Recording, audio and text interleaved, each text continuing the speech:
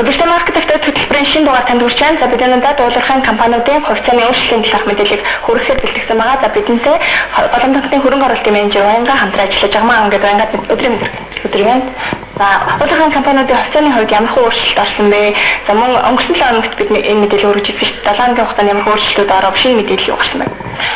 За шинэ мэдээлэл хэмээл Монголын Монголд үйл ажиллагаа явуулдаг дуулуурхайн компаниудын хувьцааны шинэ мэдээлэл хэмээл Fast Copy Resources гэдэг Хонконгийн хөрөнгөний биржээр ажилладаг манай хувьцаа компани байгаа. Энэ хүү компани маань өчигдөр гүйцэтгэгч Alex Mosenex гэдэг хүн маань өчигдөр мэдээлэл гаргасан байгаа. Энэ мэдээлэлдээ юу хэлсэн бэ гэхээр Charco гэдэг хитгэн төрийн эмчит компани маань Fast Copy Resources-ийн 60%-ийг 926 сая долларын хүртэлх хувьцааг авъя гэсэн санал тавьсан байгаа. Энэ хүү санал нь бэлтгэхгүй байхаа гэсэн мэдээлэл гаргасан байгаа.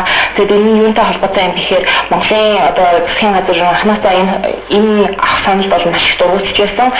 Тэгээд энэ үүнээс болж ерөн 9 сарын 4 хүртэл сонгосон байсан ч гэсэн энэ санал ерөн цаашдаа хэрэгжихгүй байхаа Монголын засгийн газараас эсвэлцэн хിവэрэ байгаа гэсэн тийм мэдээлэл гарсан байна. Шүүхэд энэ компанийн зүгээс маань болсон засгийн газрын шүүхт өгүүлсэн шүү дээ. Энэ талаар ямар нэгэн мэдээлэл гарсан байна. Одоохондоо бол мэдээлэл гараагүй байгаа. Гэхдээ саяхан бас Монголын засгийн газрыг Хаан Resources гэдэг компани шүүхт өгөөд Сингапурын арбитражийн шүүхтэр ялсан байгаа. Тэгээд 250 тэрбумын нөхөн төлбөр авах гэсэн байгаа. Гэхдээ энэ хүү шүүхт өгсөн байгаа ч одоохондоо тэрэн дээр бол мэдээлэл алга байна. Тэгээд энэтэй холбогдоод Fast Copy Resources-ийн хувьцаа компани хувьцаа бол маш өнсөн байгаа. Энэ хүү мэдээлэл нь өчигдөр 4 цагт гарч ирсэн болохоор Хонконгийн биржийн арилжаа дуусны дараа гарч ирсэн болохоор мэддэггүй. Тэр өчигдрийн байдлаар бол 29 Хонконг доллар 80 центтэй байсан. Өнөөдөр бол маш уналтайгаар арилжаа нэгсэн байгаа. 25 Хонконг доллар 70 центээр нэгсэн байгаа. Тэгээд ер нь бол 4 доллар алсан. Өдрийн доллар бол 12.48% өөрчлөлттэй байна. Уналттай байгаа. Тэрний хувьд бол нэг өдрийн дотор энэ нэлээд их хуваарч маань гэдэг бол мэдээж тэр компанид бол бас их алдагдaltaй байгаа. Тийм нэлээд алдагдaltaй. Ер нь бол хүмүүс юу гэж яаж байгаа юм хэрэг Sacco-ыг одоо их жилийн өмнөх үед бол энэ 25-аас 2 дахин илүү хувьцааны үнэтэй байсан. Тэр хөрөнгө оруулагчид бол хувьцааны хөрөнгө оруулагчид маш алдагдaltaй байгаа тий. Бас дээрээс нь SG Sacco Resources-ийн их юу гэдэг хамгийн их хувьцаа эзэмшигч нь бол Tokyo Steel гэдэг хуучны Ivanhoe Mines байгаа. Тэрний бас арилжаа өчигдрийн байдлаар бас энэ мэдээтэй холбогдоод уналттай байгаа. Яг тэгэхээр Америкийн хөрөнгөний биржийн манай цагаас нэг 8 зэрэгтэй байдаг болохоор энэ мэдээ гарсны дараа арилжаа Монгол гэсэн болохоор ер нь бол нэлээд уналттай байсан. Өчигдрийн байдлаар бол өмнөх өдөртөйгөө байдлаа харьцуулах юм бол 2.56% уналттай 8.39 центтэй байгаа. Нэг хувьцааны үнэ тийм. Дээрээс нь бас Tokyo Steel шинэ ямар мэдээ гарч ирсэн бэ? Шинэ 2 төрөлөө удирдлага зөвлөлийн захирлуудыг танилцсан байгаа. Charles Lanigan, Jeffrey Tagson гэсэн хүмүүс байгаа. Tagson тийм хоёр хүнийг шийдвэр төлөөлөлт захирлуулсан байгаа.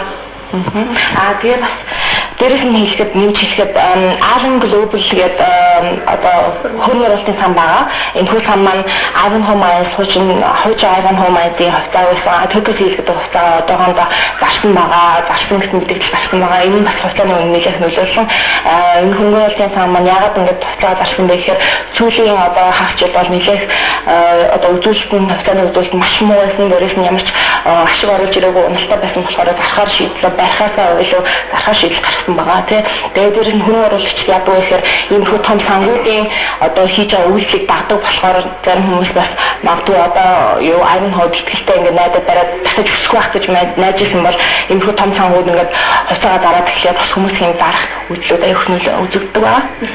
Олон улсын хөрөнгөний бирж дээрээс манай улсын иргэдний хувьцаанууд арилжаанд хэрхэн оролцдог бол танай компани зүгээс харж яхад хэрэг хүмүүс оролцдог бол ер нь бол сүүлийн үед Монголын хувьцаа эзэмшигч Монголд байдаг хөрөнгөний хятад оролцогчид бол гадаадын хятад нэлээд оролцдог болсон байгаа. Тэгээд сүүлд ер нь брокеринг компаниуд ч гэсэн ер нь хувьцаа гадаадын хөрөнгөний биржээс хувьцаа авах хэрэгэд ингээд олоод ирсэн. Манай голомжгүй ч гэсэн Америкийн биржээс хөнгөний биржээс бол авах боломжтой. Тэгээд Монголд байгаа хөрөнгө оруулагчид бол ер нь Монголтой холбоотой хувьцаануудаа авдаг байгаа. Тэгэхээр арай тэр гадаадын бол арай их мэдлэг сайтай юу болж байгааг мэддэг гэдэг болохоор юу Монголтой холбоотой гадаадын хувьцаануудыг нэлээд хардаг байгаа тийм. За уулархан компаниуд манай улсад үйл ажиллагаа хийж байгаа компаниудын талаар өөр шинэ мэдээлэл аваад өөр компаниудын орчинд ямар өөрчлөлт байгаа. MNC гэдэг Mongolian Mining Corporation-ийн хувьцаа бас жоохон үнэтэй байгаа. Тэгээд энэ юунаас болсон бэ гэхээр яг Bornus одоо 2013 онд албарлаж эхэлсэн гэсэн бол сайхан мэдээлэл гараад тэрийг 2015 хүртэл хойшлуулсан. Яг тэгэхээр төмөр замын гүйцэтгэл дуустал ер нь бол Bornus албарлахгүй гэсэн мэдээлэл гаргасан байгаа. Дээрээс нь бас юутай холбоотой гэхээр ер нь бол Монголын ингээ одоо саяхан нэг шинэ хууль гарсан шүү дээ хөрөнгө оруулагч зориулсан гадаадын хөрөнгө оруулагч стратегийн ач холбогдолтой дөрвөн одоо юу гэдэг ард газрууд биш дөрвөн одоо секторууд гэж ярих юм да банк санхүү одоо телевиз мэдээлэл болон уул уурхай тэгээд чинь телекоммуникашн гэж одоо утсан холбоо өргөн холбоогийн энэ дөрвөн газарт одоо хөрөнгө оруулалт авч ирэхэд хязгаарлалт 49% зөвхөн хөрөнгө оруулалт болно гэсэн Монголын хууль гарсан байна.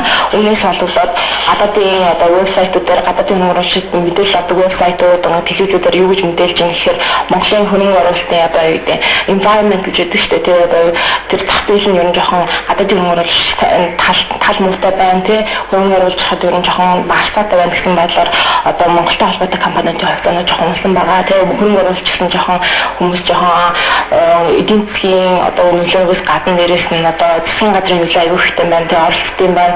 Тийм болохоор жоохон тэрнээс болоо жоохон тойлсон, жоохон байсураа жоохон хоошоо татсан байгаа. Тэгээд хөрөнгө оруулалт очихсан. Тийм болохоор ер нь хувьцаа бид ер нь жоохон муухайгаа.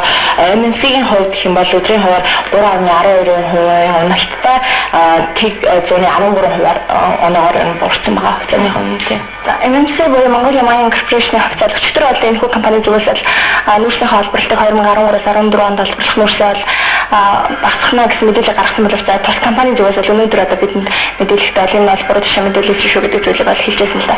Амьд бор нүүрсний холбоотой 2015 хүртэл хослуулсан юм тийм ээ. Тийм байгаа тийм. За мэдээлэл өгсөн ангаа баярлалаа.